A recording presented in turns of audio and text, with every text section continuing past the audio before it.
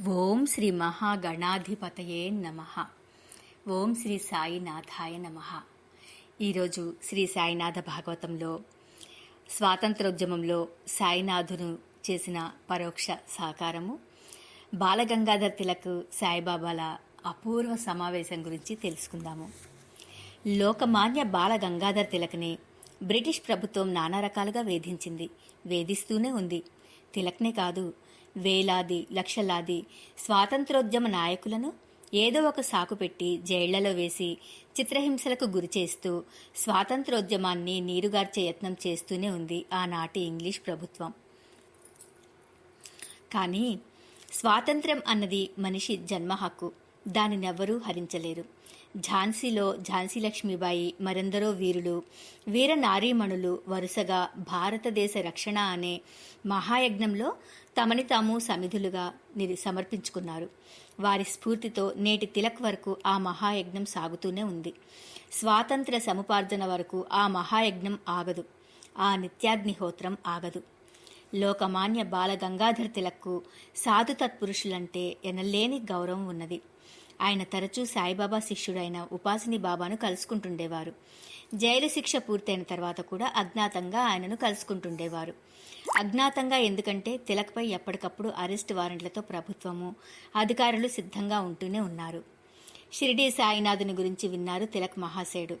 ఆ మహాత్ముడు త్రికాల జ్ఞాని అని, నిరాడంబరుడని విన్నాడు. ఆయనను దర్శించి తన ఈ స్వాతంత్రోద్యమ పోరాటం ఎలా పరిణమిస్తుంది, తన ఈ కృషి తన వల్లనే కాకపోయినా తన తదనంతరమైనా ఫలిస్తుందా, దాస్య శృంఖలాల నుండి విడివడిన భారతమాతను, ఆ దివ్య మంగళ విగ్రహాన్ని, తల్లులకు తల్లి అయిన నా ఈ దేశమాతను ఆనందాశ్రువులతో నేను స్వర్గం నుండి అయినా చూడగలనా అనే ఆరాటాన్ని బాబా ద్వారా తీర్చుకోదలిచారు బాలగంగాధర్ తిలక్. మరి చుట్టూరా సంకెళ్ల వల్లతో ఉన్న బ్రిటిష్ ప్రభుత్వం కళ్ళుగప్పి ఎలా రావాలి బాబా వద్దకు? కాపర్దే తిలక్కు కుడిభుజం. బాబా వద్ద ముందే చేరిన కాపర్దే ప్రభుత్వానికి భయపడి ఆ ఫకీర్ వద్ద సన్యాసిలా బ్రతుకుతున్నాడు. ఇక బాలగంగాధర్ తిలక్ వకల్తా పుచ్చుకోడు అనిపించేలా భ్రమింపచేశాడు. కానీ కాపర్దే తిలక్ మధ్య రహస్య ఉత్తర ప్రత్యుత్తరాలు సాగుతూనే ఉన్న విషయం ఎవరికీ తెలియదు. కాపర్దేకు తిలక్కు సాధారణ రైతు వేషం వేయించాడు. ఎవరూ గుర్తుపట్టకుండా ఎందరో షిరిడీకి వస్తున్నారు, వెళ్తున్నారు. అట్లాగే తిలక్ వచ్చారు. ఆ రాత్రి ఎవరూ గుర్తించే అవకాశం లేదు. మసీదు మెట్లెక్కి బాబా పాదాలకు శిరసా నమస్కరించారు బాలగంగాధర్ తిలక్ మహాశయుడు. ఆ వచ్చిన వ్యక్తి ఎవరో బాబాకు తెలుసు. ఆయన సర్వాంతర్యామి, త్రికాల జ్ఞాని, మౌనంగా వెలుగుతున్న మహాజ్ఞానాగ్ని. కాపర్దే మసీదులో ఒక మూలగా ఒదిగి కూర్చుని ఉన్నాడు. ఆ రోజు 1917 మే 19వ తేదీ. తిలక్ బాబా ఆశీస్సులతో బాబా చెంతనే కూర్చున్నాడు. ఆ రాత్రి సాయిబాబా మసీదులో ఎవరిని పడుకోనివ్వకముందే అందర్నీ పంపించి వేశారు. సాయినాథ, నా ఈ ప్రయత్నం సఫలం అవుతుందా? నాలాంటి వేలాది లక్షలాది దేశభక్తులు కఠిన కారాగారాల్లో మగ్గిపోతున్నారు. అండమాన్ జైల్లో ద్వీపాంతరవాస శిక్షలు, చిత్రహింసలు అనుభవిస్తున్నారు. వందే మాతరం అన్న ఒకే ఒక్క తారక మంత్రోచ్చారణతోనే తమ శరీరంపై పడుతున్న లాఠీ దెబ్బలను, చిత్రహింసలను భరిస్తున్నారు. బ్రిటిష్ ప్రభుత్వం బూటుకాళ్లతో తంతున్నా, వాతలు వేస్తున్నా, భోజనం పెట్టక హింసిస్తున్నా సహిస్తున్నారు. కానీ బాబా, మా బాధలు మేము పూలహారాలనుకుని భరిస్తున్నాము. మా అందరి స్వప్నం ఫలించి నా ఈ భరతమాత దాస్య శృంఖలాలను ఛేదించగలమా? ఆ తల్లిని మరలా పరిపూర్ణ స్వాతంత్ర్య భారతలక్ష్మిగా దర్శించగలమా? మా ముందు తరాల వారైనా స్వతంత్ర భారతంలో నిశ్చింతగానూ తమ భారతీయ జీవన సంస్కార విధానంలోనూ జీవించగలరా? చెప్పండి బాబా, మీరు త్రికాల వేదులు, సర్వాంతర్యాములు, మీకు తెలియనిదంటూ ఏమీ ఉండదు అని తిలక్ బాబాని అడిగారు. శారీరక మానసిక హింసలు పడిపడి ఎందరో దేశభక్తులు నిరాశా నిస్పృహలకు లోనవుతున్నారు. వారికి మద్దతు ఇచ్చిన వారిని, వారి తరపున వాదించిన వారిని కూడా ప్రభుత్వం హింసిస్తుంది. భారతీయులై ఉండి భారత స్వాతంత్ర్యం కోసం పోరాడుతున్న తమ సాటి దేశభక్తులకు తమ సంపూర్ణ సహకారాలు అందించి తాము తమ కుటుంబాలు కష్టాల పాలు, జైలు పాలు కాలేక తమ వారిని తామే హింసిస్తున్నామనే ఆత్మన్యూనతా భావంతోనూ, నిస్సహాయ స్థితితోనూ ఎందరో అధికారులు మానసిక వ్యధతో కృంగిపోతున్నారు. అందాక ఎందుకు? కాపర్దే నా ప్రాణమిత్రుడు. అతడు నా కోసం ఎంతటి త్యాగాలు చేశాడో నాకు తెలుసు.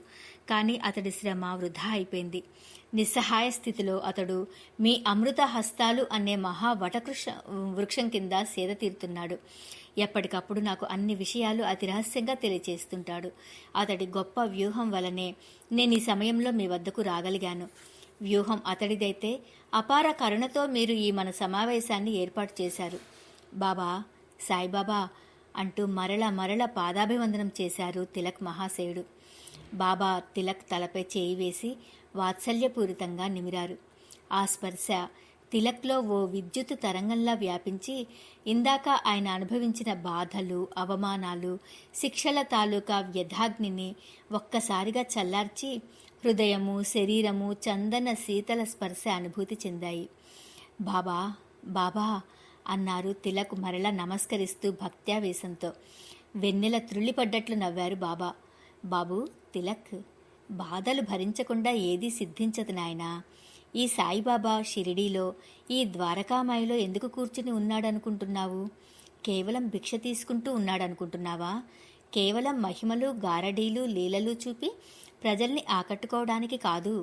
కేవలం ఆధ్యాత్మిక బోధలు చేసి ప్రజల్ని సన్యాసులుగా, ఫకీర్లుగా తీర్చిదిద్దటానికి కాదు నేనున్నదిక్కడ.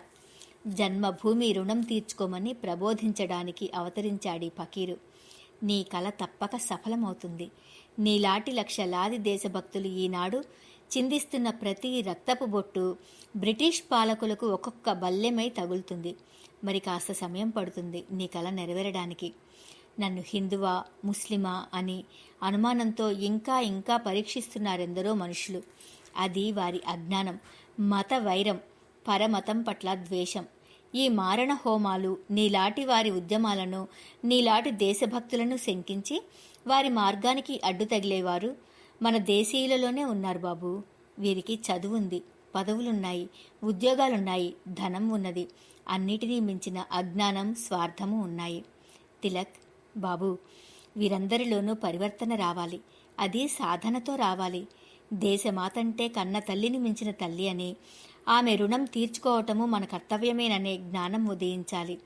అందుకు వీరందరిలో సచ్చీలము, త్యాగము, ఆధ్యాత్మిక సాధన, ఆరోగ్యకరమైన ఆలోచనలు, ఆచరణ, చిత్తశుద్ధి, ధన మాన ప్రాణాలకు తృణప్రాయంగా దేశమాత కోసం, తమ కర్తవ్యం కోసం ధారపోయగల త్యాగనిరతి రావాలి. నా ప్రయత్నాలలో ఇది ఒక భాగమే తిలక్. నేను హిందూ ముస్లిం ఐక్యత సాధిస్తున్నాను ఈ షిరిడీలో. నానా చందోర్కర్ నీలాంటి కాపర్దే, దీక్షిత్, హేమాడ్ పంత్, గణపతిరావు సహస్రబుద్ధే వంటి ఎందరో ఉద్యోగులు, అధికారులు, అనధికారులు, రిటైర్ అయిన వారు షిరిడీలో నా సన్నిధిలో ఉన్నారు. ఇదొక లోక పాఠశాల బాబు. ఇక్కడ అన్ని రకాల పాఠాలు బోధిస్తారు. ఎటొచ్చి ఆ బోధను త్వరగా అందుకునే సత్శిష్యులే అందుకోగలరు నా భావాలను. అవునా? ధర్మగ్లాన్ని జరుగుతున్నప్పుడు మా వంటి నిస్సంగులు ధర్మాన్ని పరిరక్షించడానికి తమ మార్గాలలో తాము ఎన్నుకున్న పాఠశాలలో ప్రణాళికలు రూపొందిస్తారు. అవి బహిర్గతం చేయరు. అవి చెప్పుకోకూడదు. అవి తెలిస్తే మరింత ప్రమాదం. పథకం అంతా దెబ్బతింటుంది. మీలాంటి వారింకా బాధలు పడతారు. కానీ ఒక హిరణ్యకశిపుని యోగబలం నశించి నరసింహావతారం ఆవిర్భవించి ధర్మ సంస్థాపన చేయడానికి ఎంతకాలం పట్టిందో ఆలోచించు. అందాక ఎందరో అమాయకులు, సాధువులు ఆ రాక్షసుని దౌష్ట్యానికి, విష్ణుద్వేషానికి బలి కాలేదా? స్వయంగా అతడి కొడుకైన ప్రహ్లాదుడే చిత్రహింసలకు గురి కాలేదా? తిలక్, దేనికైనా సమయం కావాలి. కాపర్దేను అరెస్టు చేయడానికి ఎంతమంది తెల్లదొరలు ఎన్ని విధాలుగా ప్రయత్నించారో నాకు తెలుసు. వారి ప్రయత్నాలను ఎప్పటికప్పుడు త్రిప్పికొడుతూ వారి మనసులను మారుస్తూ వస్తున్నది నేనే సుమా. ఒక మహత్తర కార్య సాధనలో మహారాష్ట్రంలో నీవు ఒక సమిధవై నిలిచి ఉన్నావు. ఈ మహాయజ్ఞంలో మీ కృషి మీరు చేస్తున్నారు. కొంతకాలానికి ఈ చీకటి తొలగి వెలుగు ప్రసరిస్తుంది. నిరాశావాదంలోనికి, నిస్పృహలోనికి జారిపోవద్దు. ఆశ మన మార్గదర్శి, దురాశ మాత్రం కాదు. ఆ ఆశకు ఆశయమే చుక్కాని. నేనున్నాను. ఈ మన మాటలన్నీ ఒక్క కాపర్దేకు, నీకు, నాకు మాత్రమే తెలుసు. చూడు, ఈ సమయం నీవిక్కడున్న విషయం ఎవరికీ తెలియదు. నీవు వెళ్లిన తర్వాత తెలుస్తుంది. కలకలం బయలుదేరుతుంది. షిరిడీపై నాపై కూడా నిఘా ఉంచుతారు. జరగని, అవన్నీ జరిగిపోని. అల్లా మాలిక్ హై, అల్లా భలా కరేగా అన్నారు సాయి అర్ధ నిమీలిత నేత్రాలతో. తిలక్కు కొండంత బలం, స్వాంతన లభించాయి. కాపర్దే సాయి పాదాలకు నమస్కరించాడు. ఆ సమయంలో సాయిబాబా శివాజీ మహారాజుకు గురువైన సమర్థ రామదాసుల అర్జునునికి గీతోపదేశం చేస్తున్న శ్రీకృష్ణ పరమాత్మునిలా దర్శనమిచ్చారు. నీవు రోజు దినచర్య వ్రాస్తావు కదూ, నీ పుస్తకంలో కాపర్దే జాగ్రత్త, ఈ సంఘటన వ్రాయకు సుమా, మన సంభాషణ వ్రాయకు సుమా, వాడాలో దొంగలున్నారు జాగ్రత్త అని హెచ్చరించారు సాయి హఠాత్తుగా. అలాగే బాబా అన్నాడు కాపర్దే. ఈరోజు మనం బాలగంగాధర్ తిలక్ సాయిబాబా దగ్గరికి రావటం, అది కూడా రహస్యంగా కలవడం జరిగింది. బ్రిటిష్ వాళ్ళు గంగాధర్ తిలక్ని నానా రకాలుగా వేధిస్తూ చెరసాల్లో ఉంచితే కాపర్దే అతన్ని ఒక రహస్యంగా బయటకు తీసుకువచ్చేసి బాబా వద్దకు తీసుకువస్తారు. బాబా ఎంతో ధైర్యం చెప్తారు. కాపర్దేతో నువ్వు ఏ రోజు ఆ రోజు రాసుకోవటం అలవాటు, ఈ విషయం మాత్రం రాయకు సుమా అని చెప్పి అనేసి అంటారు. బాబావారిని చూడటంతోనే తిలక్కి ఎంతో ధైర్యం వచ్చింది, స్వాంతన చిక్కింది. తన ఆరాటాన్ని బాబా గ్రహిస్తారు.